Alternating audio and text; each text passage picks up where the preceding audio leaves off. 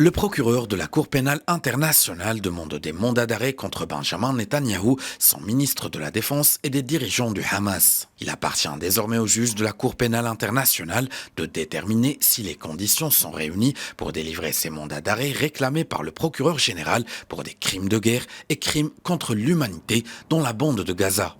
I have reasonable grounds to believe, on the basis of evidence collected, sur la base d'éléments de preuves recueillis et examinés par mon bureau, j'ai des motifs raisonnables de croire que Benjamin Netanyahou, le Premier ministre d'Israël, et Yoav Gallant, le ministre de la Défense d'Israël, portent la responsabilité pénale de crimes de guerre et crimes contre l'humanité commis sur le territoire de l'État de Palestine à partir du 8 octobre 2023 au moins. The crimes include starvation of civilians as a method of warfare. Une réquisition fermement condamnée par Israël. Le ministre israélien des Affaires étrangères, Israël Katz, a immédiatement dénoncé la décision scandaleuse du procureur de la Cour pénale internationale comme un déshonneur historique. ההחלטה השערורייתית של התובע הכללי בבית הדין הפלילי בהאג היא מתקפה חזיתית.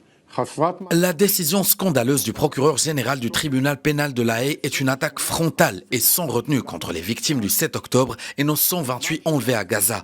Alors que les assassins du Hamas commettent des crimes contre l'humanité, le procureur général mentionne dans le même souffle le Premier ministre et le ministre de la Défense d'Israël aux côtés de ces monstres, une honte historique dont on se souviendra à jamais.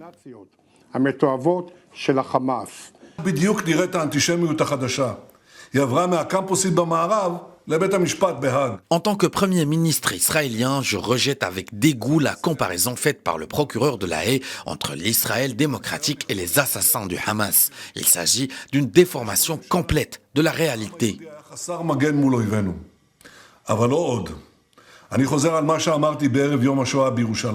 À noter que 3 hauts dirigeants du Hamas sont également concernés par la requête. Il s'agit d'Ismaël Haniyeh, le chef du bureau politique du Hamas, de Mohamed Daif, commandant des brigades Al-Qassam, la branche armée du Hamas, et de Yahya Sinwar, le chef du Hamas dans la bande de Gaza.